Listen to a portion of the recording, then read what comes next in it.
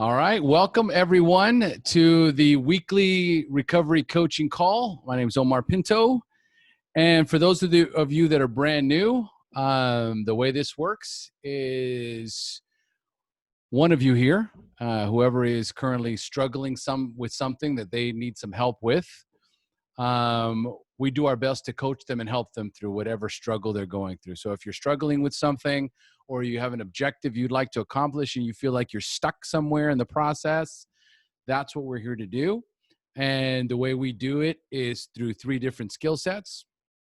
One is through holding space, which is allowing whoever needs help to share openly about what's going on with them. And we hold that space for them. We listen intently.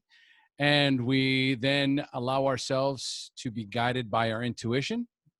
So the skill set is just really focusing on what comes up as the other person is sharing. So use your intuition.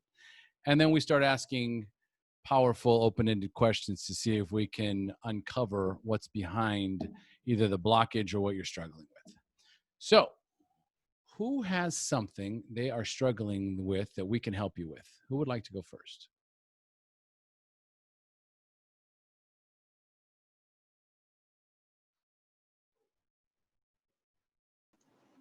I'll jump right in. Awesome. Thank you, Matt. Good man. Oh, first, I'd like to say I'm glad to be here, glad to be sober. And I certainly don't want to, I don't want to take up too much time. But I am going through, a challenging season of life. I've been sober coming up on in November, be 2 years. Awesome. Wonderful. And about four months ago, I have a history with Obsessive Compulsive Disorder, which is something that I thought was behind me. And I certainly did not expect it to reemerge a year and a half into my sobriety.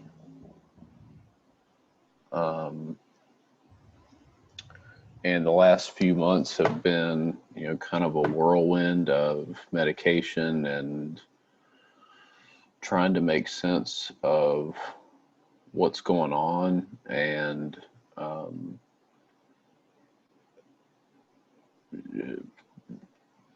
practicing acceptance, and just trying to understand, trying to find some meaning in what I'll call, suffering.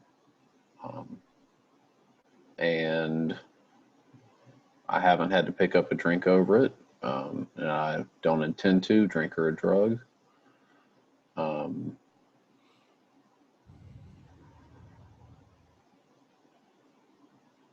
But this particular, I guess I don't see, I'm having difficulty seeing light at the end of the tunnel, or, I'm kind of having that vision of, I'm in that space of like, this is never going to get better. And this is just how it's going to be. And, I don't know that to be true. It feels that way. And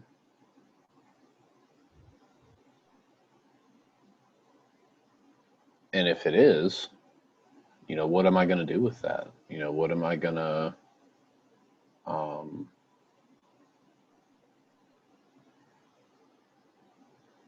what am I going to do if this is kind of how it's going to be now?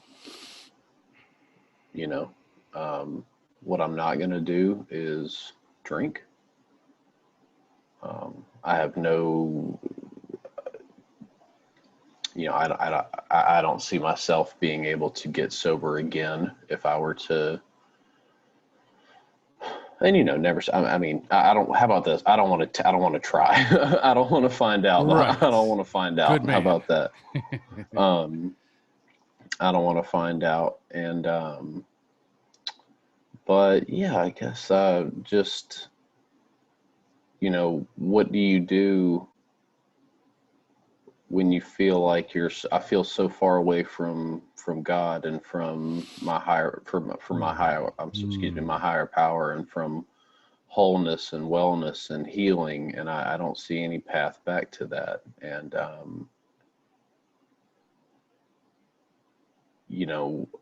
when I got sober and before this set in, I was happiest I'd ever been, man. And to have it kind of come crumbling down by something out of my control is heartbreaking. It's heartbreaking. And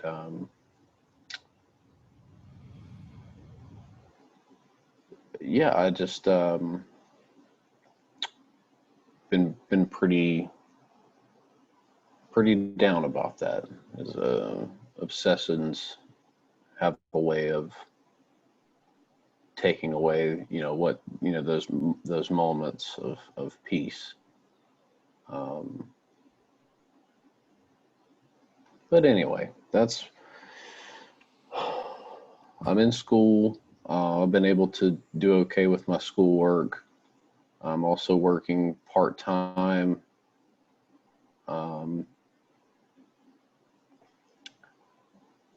And I've done a decent job keeping up with that. I'm obviously not performing at the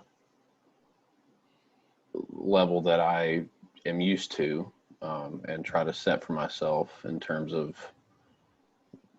being on top of school. And I sometimes I just kind of have to rest, and rest. Sometimes that means like, okay, I'm sitting here at my desk. I got to take the dog for a 5 mile walk. I got to get out. I got to move. And I guess I'm in that place of where I really have, I have a decision to make. And that's, am I going to fight and kind of make the best of it? Or is it appropriate to mourn?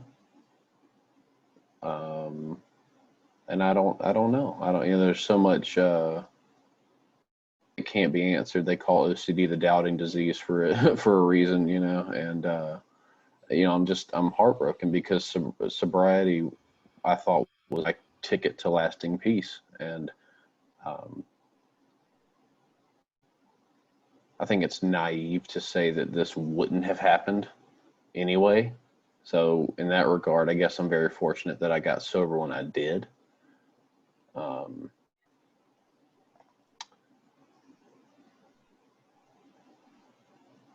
But yeah, I'm just struggling to make sense of it all, and kind of adjust to this new way of life. And I guess I want to believe it can get better, but I don't want to hope upon hope for something that's not going to happen either. I'm not sure I guess I'm just not sure what's appropriate. Yes. If you lose your arm, doesn't do you any good to hope that it's going to grow back. And not comparing myself obviously to someone who's lost a limb, but just to that mentality of like, is it appropriate for me to hope it gets better, or is it more appropriate for me to accept it and learn to live with it? I don't know what's the right mindset to have about that. So Okay. So anything else? no, that's it. That's it. Okay. So it's interesting. So as you talk and share, and I follow you through this journey, I feel it in my heart. Like I feel my chest like very expanded. And as you were talking, I could feel it expand more and more and more. Because I'm an empath. So I can feel you.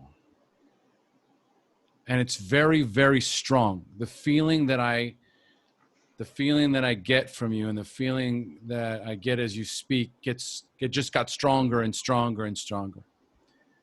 So what just came to me was that you're a fighter.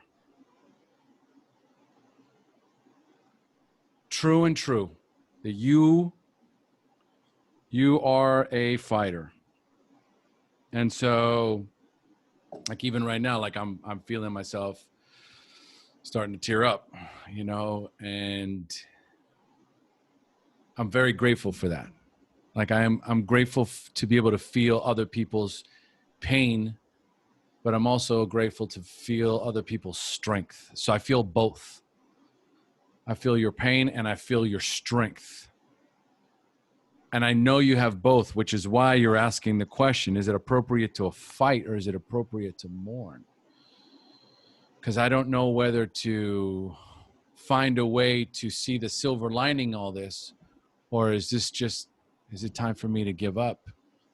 And you don't strike me as someone that's an option. Am I wrong? Oh, no. So when I say mourn, I don't mean give up. I mean accept. That life is maybe not going to be what I wanted it to be. Yeah. Yeah. That doesn't mean give up. No. That means that there may be some things that I have to accept that I don't want to accept. And I don't know if that's, I guess I don't know how to feel, you know, I don't know how to feel, you know. I like the analogy that you used about somebody losing their arm. Doesn't matter how much they hope and pray that they can. Imagine somebody who's a quadriplegic, somebody who ends up losing their legs, or someone that ends up losing an arm, right? And the question is, do I accept or do I fight? So if I lost my arm and I were to say to you, do I accept or do I fight? What do you tell me?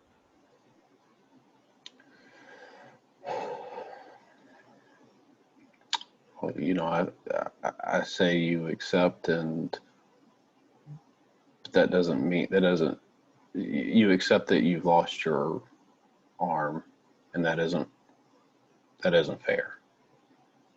But that doesn't mean your life is meaningless. You know. Keep going with that. There's more. I just lost my arm, Matt. Help me out here.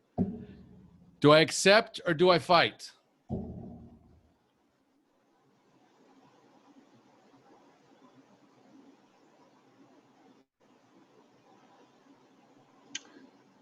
I think you have to accept that your arm is gone, and that you can find meaning and purpose despite that.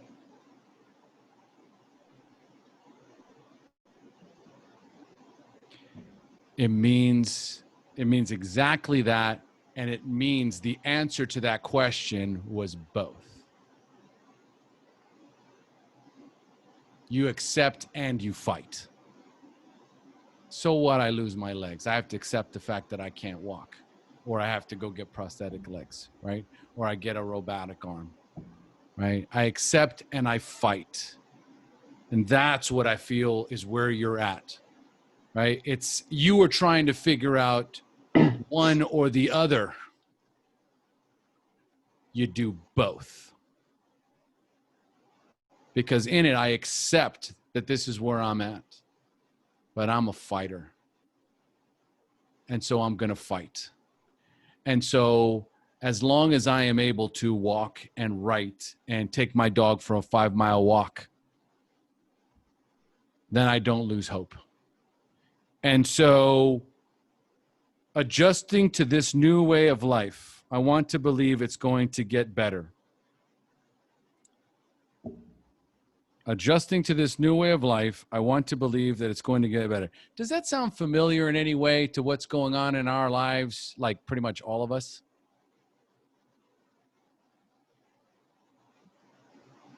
Like, it's incredible that we are all in the same boat right now, where it's like, well, fuck, we got to adjust to a new way of life. And I want to believe that it's going to get better. And you see, right in there, right in that statement is the answer.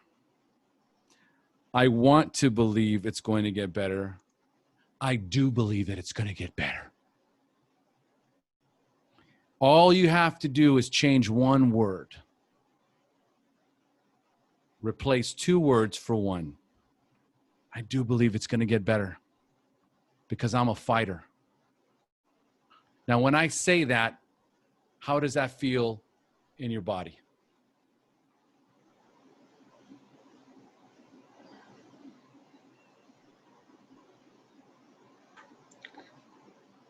I feel hope because the mind is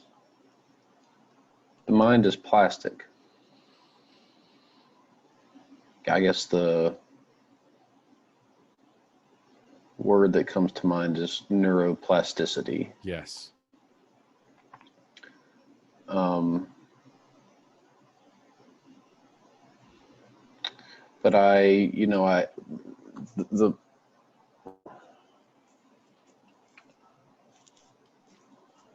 think the place I'm in now is I gotta rally the troops for a final offensive without guarantee or vision of what victory looks like. What's that called? Faith. Yes, my man. There it is. There it is, brother. You have been called. Repeat that again. I got to rally the troops for the final offensive. What was that second part? With no vision of what victory looks like. With no vision of what victory looks like. You've heard my podcast, right? Oh, yeah. Of course. So this is a burning boat moment, Matthew. Right here, what you're describing is a burning boat moment. You've landed on the island. You burn the boats. You take the island or you die. There is no alternative. You're damn right about that. I can tell you just my experience over the last few months.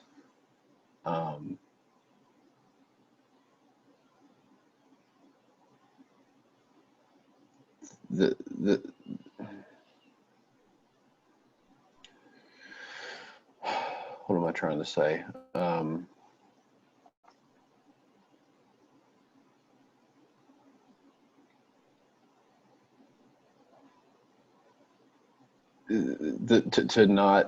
To not battle in whatever way I can,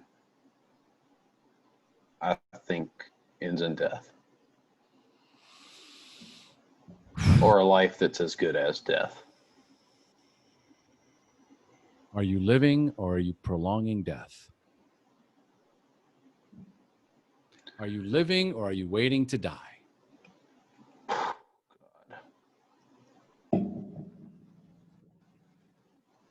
No surrender.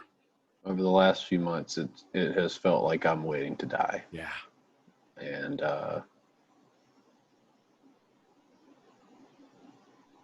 I've never, even in active addiction, I didn't get to that point, which is, you've heard that term, the dark night of the soul. Mm-hmm. And I thought, thought getting sober was going to be my dark night of the soul. And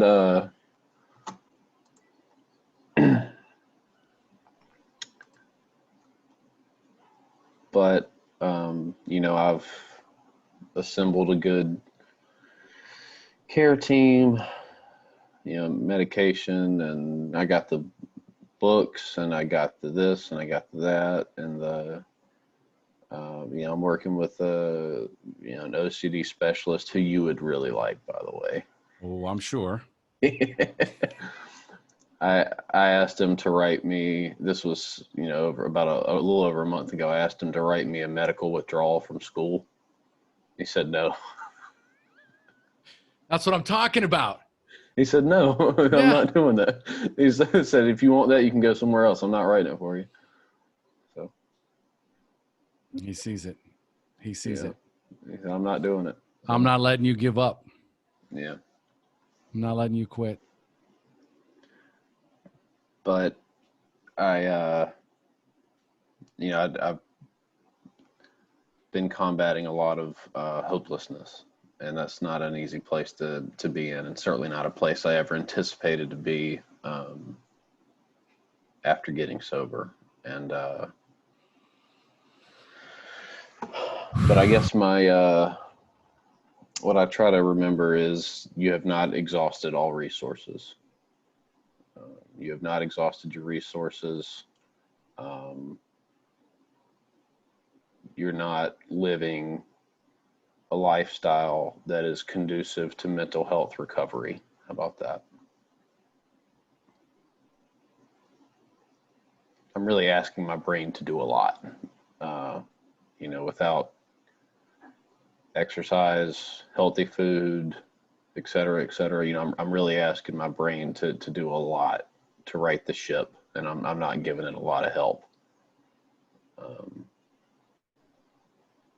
So yeah, I'm a hush now because this meeting is not all about me, and I'd love if anybody else has. Wait a minute. Okay. Wait a minute. You're not sneaking out so quickly there. You can't leave a breakthrough moment without deliberate action and intention. So you have been asking your brain to do a lot. You have been combating hopelessness. You have been trying to decide between fighting and accepting instead of accepting and fighting. So a lot has come to the surface. There's some things that you have stopped doing. There's some things that would, if you went back to doing them, would give your life meaning and purpose and stability and health. What are those things?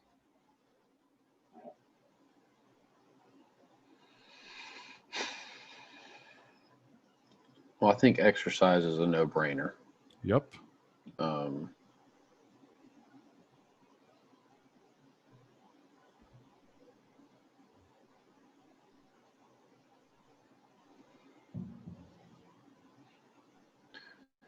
Yeah, that was really my first love, and I think I've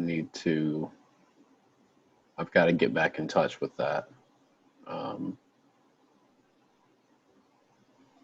I don't know, I don't think it's going to be a cure-all. It sure as hell can't hurt. I don't think anyone's mental health has gotten worse with exercise. I could be wrong about that, but I haven't heard of one. Yeah.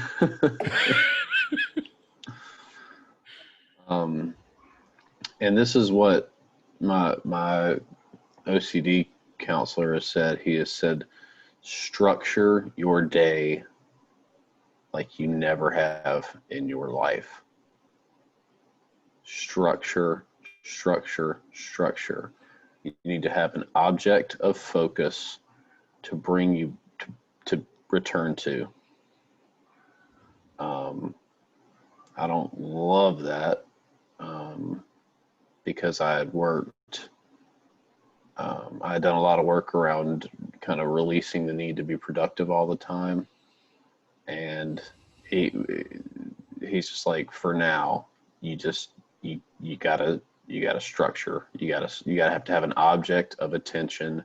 Notice when your mind has done this, and come back to the basically just an anchor to the present.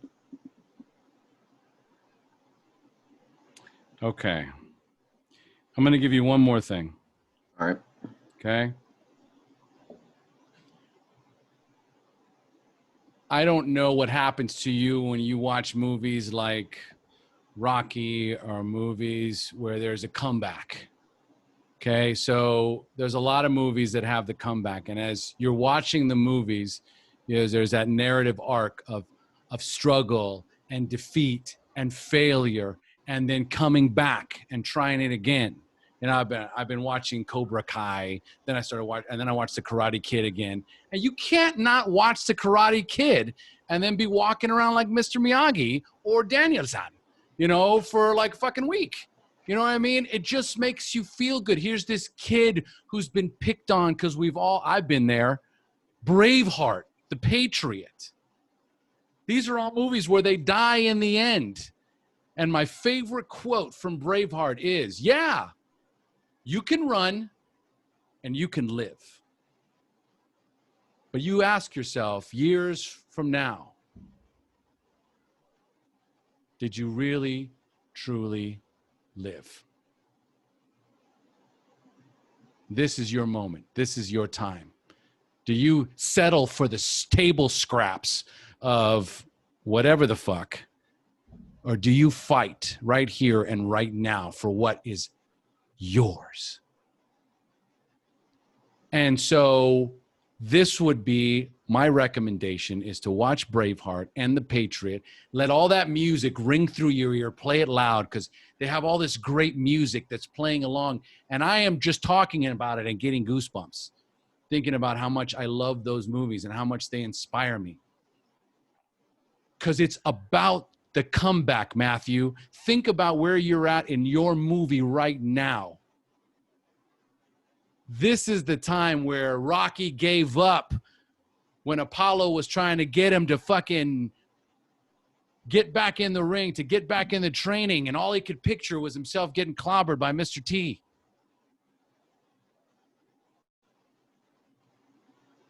This is where you're at. It's time for the comeback.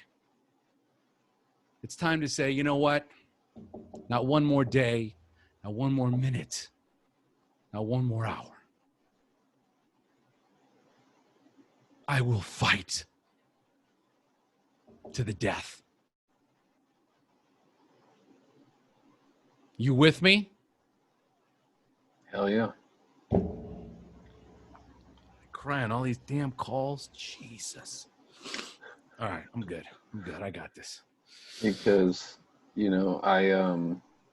I've seen it in my own life, in my own circle, my own family.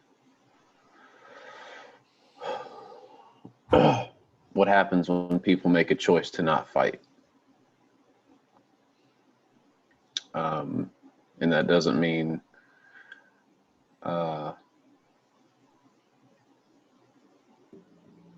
that the fight may not be there may not be an end to the, you know what I mean? Like, there might not be an end to the fight. It might be, I don't know. But what I can say is I've seen what happens when people throw in the towel.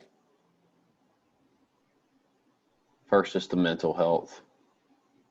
Then it's the job that goes. Then it's the physical health. And even if I can't have it all, I don't want that. It's time to rally the troops for a final offensive with no vision of victory, of what victory looks like. That's what time it is, Matthew. Get up and fight.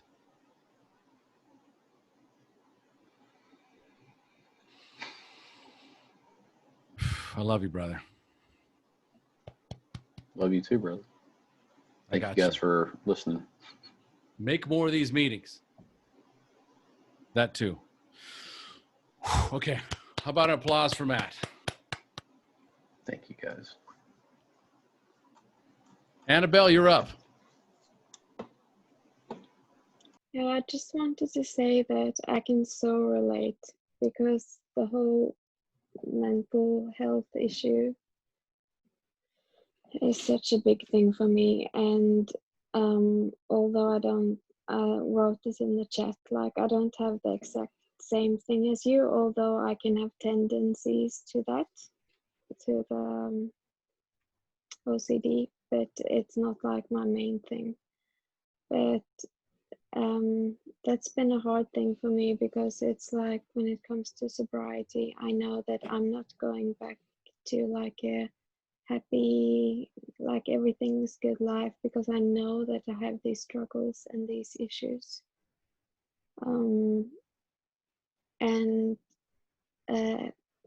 still at this point of time, I haven't had a therapist that could help me, like being able to have a good life, helping me live with it, you know. So that's a real struggle for me in my mind, like how can I live with that and like remain sane in a way, you know. So I just wanted to say that I can relate to what you're saying. And I think you're right, like we really just need to fight to being able to do that. We can't give up, because then we're just gonna remain in that place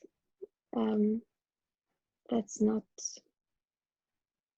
a really good place. So that's actually all I wanted to say, that I know your thoughts and I know your feelings about that subject, although it's not exactly the same. But as I said, I can relate to your issue as well, although I don't have that severe. It's definitely something that pops in every now and then, and if it gets triggered, I know that like I can easily jump onto that kind of thought pattern and behavior. So yeah, just wanted to say that I feel you and think I know a bit of what you're going through. Yeah. Beautiful. Thank you, Annabelle.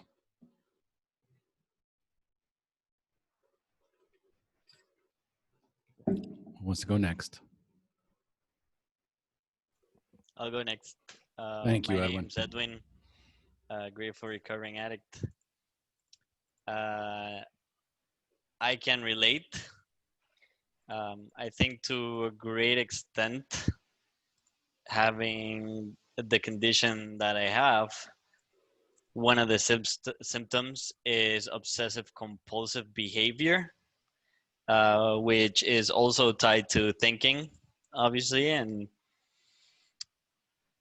ego, self-centeredness. I have a distorted perception of reality, and usually that distortion is viewed from fogged up glasses.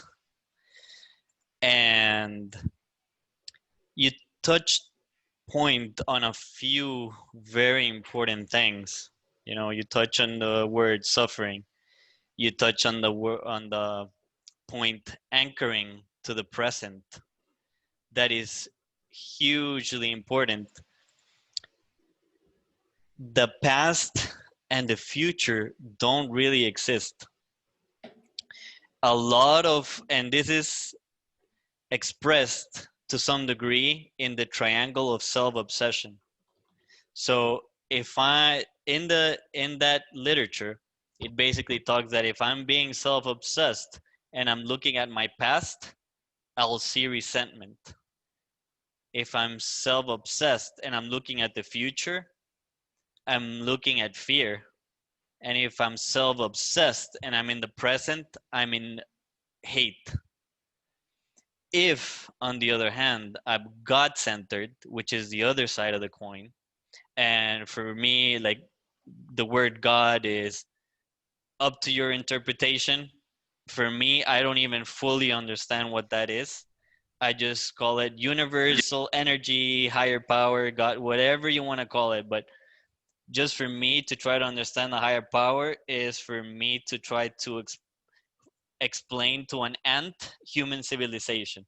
So I don't think it's worth the effort, but it's like people share often, you know, like if I push the on button on a TV, it's going to turn on. I don't need to know how it works. It works. So on continuing with the line of thought, if I'm God centered and I look at the past, I have acceptance. If I'm God centered and I'm in the present, I'm in love. And if I'm God centered and I'm looking at the future, I have faith. Just that awareness, just the knowledge lets me know what state I'm in. And what helped me to a great extent was work the steps. The steps gave me the spiritual tools to take a look at what my state is and what tool do I need to apply in order to change my perception towards a more God-centered. Um, and again, your perception of a higher power is totally up to you. You can define that. On certain literature, it just says that it cares for me, it wants to help me in my recovery.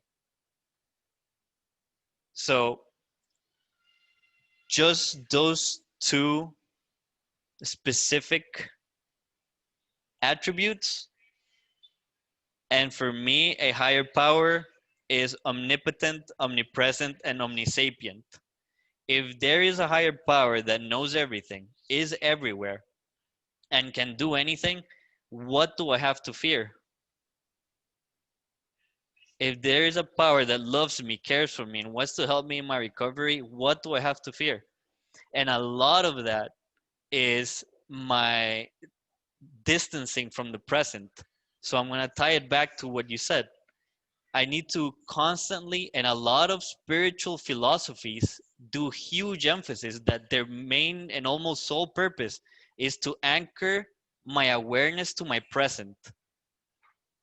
Because if I'm living in my past and my or in my future, I'm living in the world of illusions.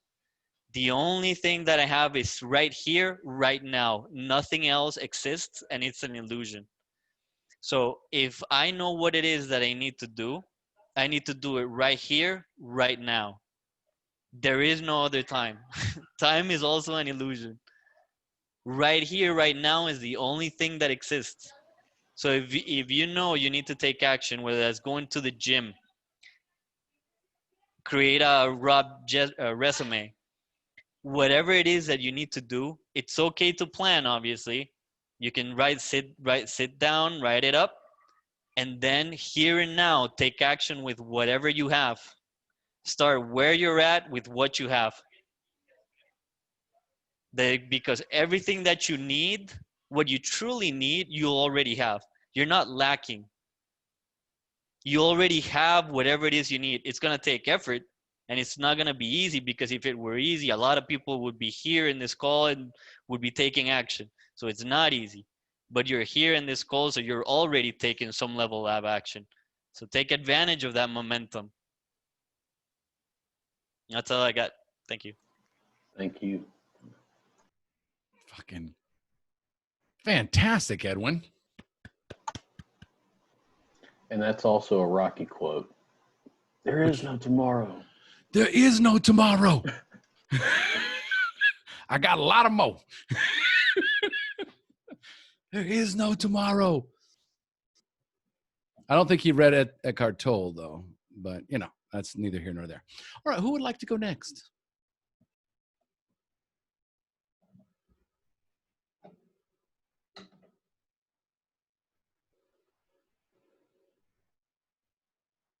Tree Life. All right, I'll give it a shot because it seems pretty relevant, at least a topic of discussion. I would say that my state of awareness is trying to focus on the discipline and focus part of it. Because I have the awareness of my mental part. I'm struggling with the disciplining myself to build a routine. So basically, I'm struggling doing the hard work to make what needs to be done to make my life healthy habitual. So that way it's no longer necessarily work. And I've been meditating on it at least for 2 weeks, just specifically the word discipline. And it's not like, because I feel like the word discipline means like, hard structure, working diligently to be like laser sharp focused on a specific thing, right? That's just disciplining my brain for a certain way.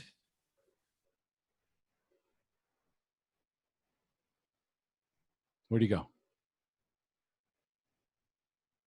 Oh, we lost him. Darn it. Wait, I think that's him.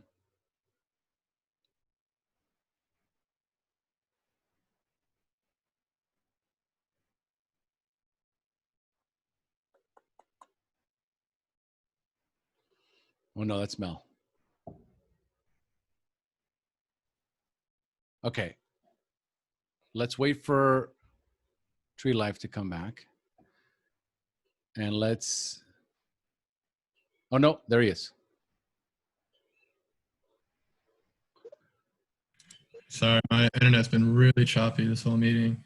But anyways, what I was saying was, with all that being said, like, I was recently flirting with the idea of actually trying to get into residential treatment for mental health, because I just completed 6 weeks of IOP over a virtual thing. And I've been in rehabs and stuff. I've always been gauging the substance abuse aspect of it. And I'm starting just to come to the point of like, there is something much greater going on in my life. And I was using my substance abuse as self-medication. So with that, my brain is, a lot of my body internally is just ill. It has to heal. Finding the discipline in that part where my brain just kind of like, it seems like it like short circuits when it's supposed to be focusing. That's my struggle right now. So I guess rallying up the troops to go to the war, because I'm very aware of everything. But I don't got nothing making my wheels spin, at least consistently, like it might be like a day or 2 or 3, and then like 2 or 3 days off. I want everything to be cohesive and, fluent, because I can't take days off in my recovery. It's flirting with danger. How much time do you have sober? I got my second OWI in March, and I haven't drank since then. So about 6 months or so. Okay, 6 months. All right. And so discipline and focus, what is the focus? Focusing on a quality of life and doing the things that need to be done, like building a routine. To me, like, I want to wake up early. I want to hit my meditation, hit my yoga, walk my dog, get a good, nutrient-rich breakfast, and be in a good mind state to go to my job. I'm actually in the process of creating my own business, a newspaper. So that's incredibly challenging to want to be, focused on building something when you're also working on, recovery. Right. So, my focus, having all these plans in motion and knowing that the first thing that has to be like fluent is myself. And so we have some objectives. One is to, no, go ahead. No, I'm good. Okay. So it looks like a couple of big ticket items, which is number one, focus on sobriety, right? So that's something that you're focusing on.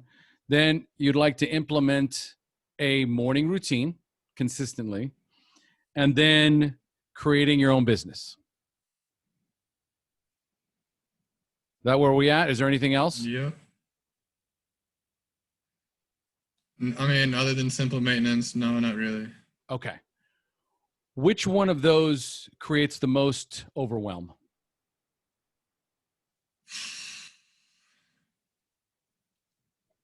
I think honestly, recovery and the newspaper. Okay. And between those two?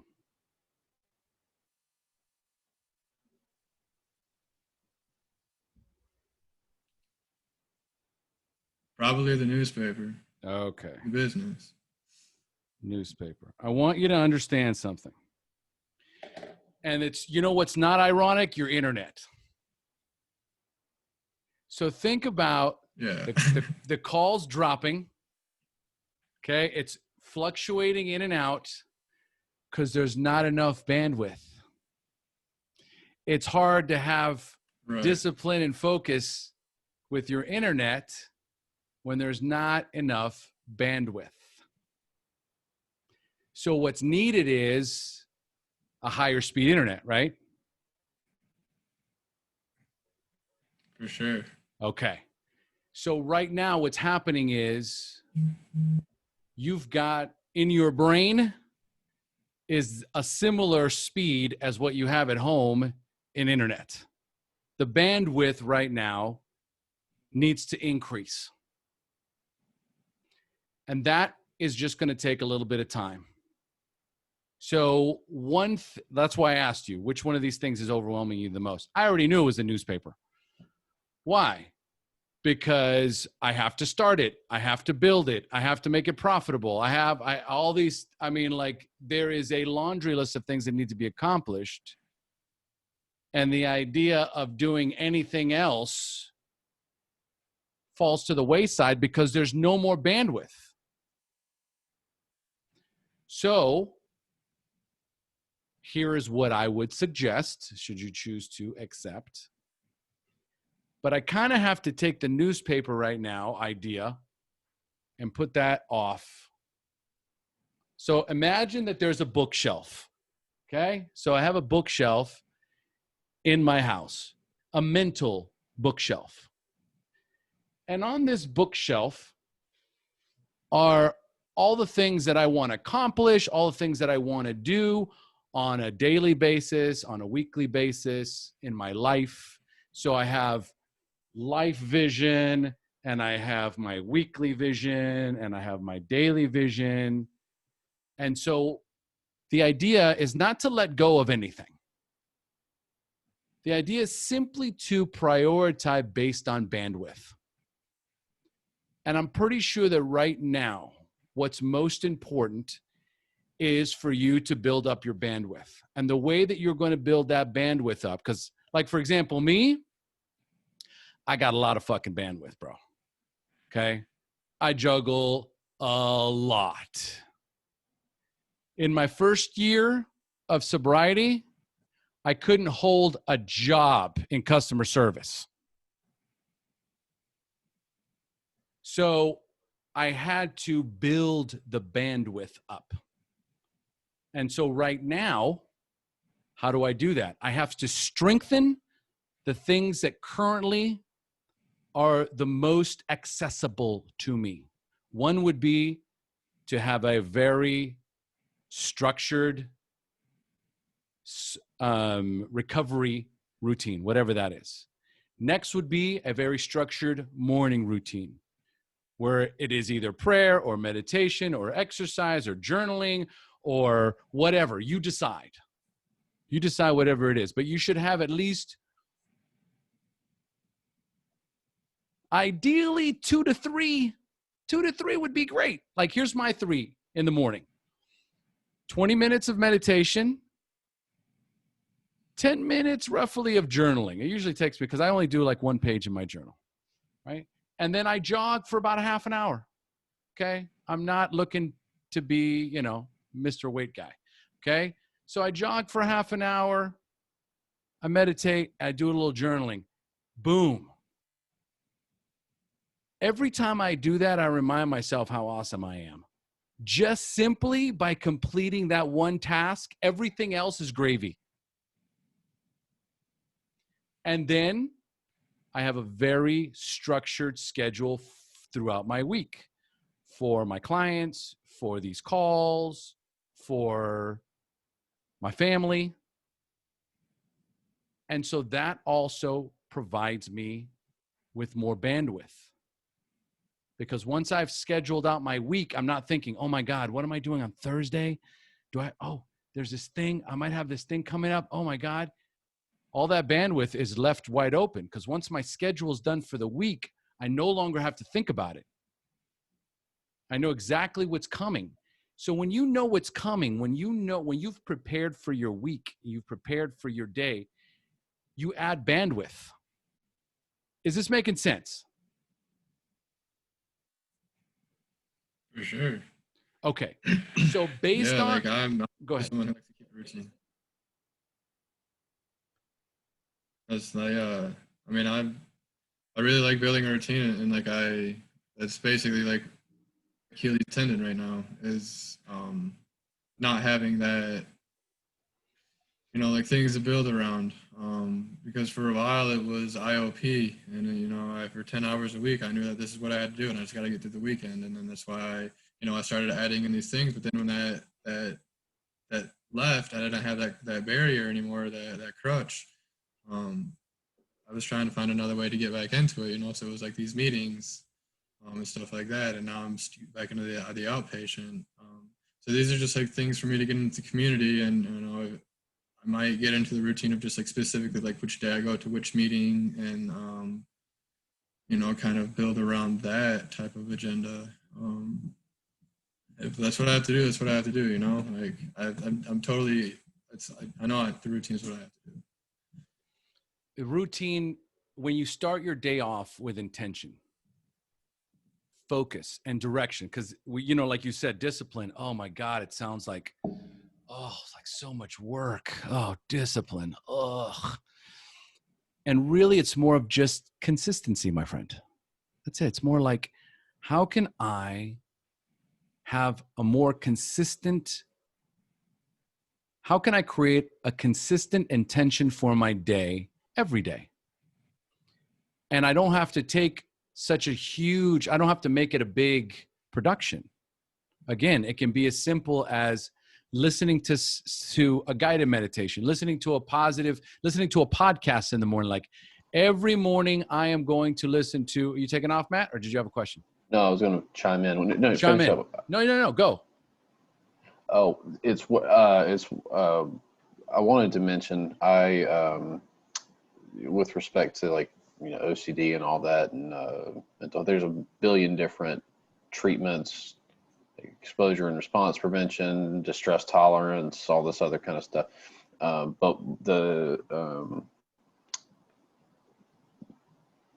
one of the most well-renowned, like we'll call him an OCD specialist in the country, he says on his podcast, he says more so than any treatment modality is a disciplined, structured basics, like exercise in the morning, work, appropriate sleep, having that discipline. He said that's more important than any high-flying new treatment modality out there for any mental health. There's nothing more important than the basics. And if you're not doing the basics, the other stuff will only be minimally effective if you don't have nutrition, exercise, sleep, and a routine on your side. So I was going to throw that in there. That's all. It's perfect. It's perfect. Have you ever seen that one? And there's a YouTube video, and I can't remember in what part of the military he's from, but he talks about the importance of making your bed every morning. Okay. That's everything, dude. That's everything. Like we make such a big deal of, discipline and focus, and I need this, incredible daily routine. It's bullshit. Okay. That's your mind creating distractions to prevent you from doing the most basic things in the mornings that are going to set you off for an incredible day. If you just get up in the morning, make your bed, okay? Make sure the dishes are cleaned in the kitchen. You're going to immediately feel energized. There's going to be a little, because what we need are wins. You need just little wins. Every day you need wins. But if I sit every day and I think, how am I going to get this newspaper started? And I've got to do this and I've got to do that. And then I got to do this. And then, oh my God, I'm not doing anything. I'm not getting any wins. But if I get up in the morning, I'm like, okay, I did 15 push-ups. I made my bed. I did a little journaling. I listened to a podcast, right? I joined an early morning meeting on Zoom. And now the rest of my day is open. Maybe today I sit down and I map out the rest of my week. Okay, I look out, okay, what are the meetings I'm going to go to? What do I have on my agenda? Make yourself the priority of the things that you can control. It's just like it all boils down to the serenity prayer. And there's things that you can control in your life right now that are going to give you a tremendous amount of satisfaction and are going to help you increase the bandwidth. The more wins you have, the more consistent you are, the more productive you can be. That will expand on itself. It's just like a muscle. Okay? The more you do it, the stronger you get. The more you practice being consistent in the little things, the easier it's going to be to stay consistent on the big things.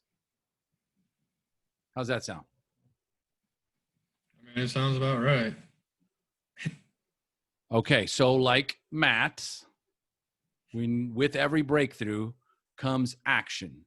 So what is, after everything we discussed, the quickest way to take action?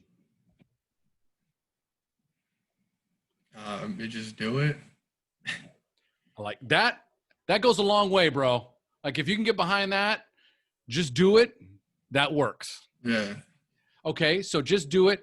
Just do what? I mean, I think the morning routine is definitely the staple of my recovery. Done. I have done that at least for the past 3.5, 4 months. All right. All right. Can you be here next Wednesday on this call? Yeah, I should be able to. How many days can you commit to the morning routine? Every day? 7 days. Can I check in with you next week? Let's go for it. Yes. All right, my man. Burning the boats. Not one more day, not one more hour, not one more minute. I start my daily routine now. I get into action now. I start to fight and I accept the challenge. Bam. I just, one quick side note, though. The reason I found Sobriety Nation and Sobriety Engine was because of your podcast with Tim during IOP. Oh, nice. Yep. I actually emailed Tim myself and told him how much his story sounded just like mine. And then he guided me to Sobriety. So that was a good podcast you two had. I don't know if anybody in this group's actually listened to it, but I would recommend checking it out. I love Tim. He is a dear, dear friend. We've been through a lot together, him and I. It's nice to be here. All right. Does anyone, we're at the top of the hour, but does anyone have any things they'd like to say to Tree Life? Or any final words? Tree Life, may the force be with you, baby. And we're here. Okay? We're here and we can help. I love you, Lynn. You're the best. Leo, bring it on. Love you too.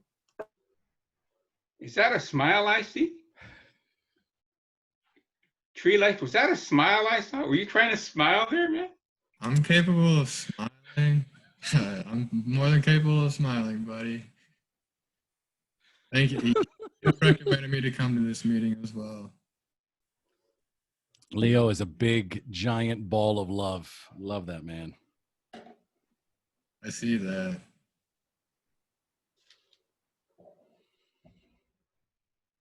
All right, kids. Thank you for another amazing Wednesday recovery coaching call. Everybody, round of applause for everyone. Thanks, everybody. Thanks, O. Thank you, sweetheart. We'll see everyone next week. Same bat time, same bat channel. Bye. Take care, everybody.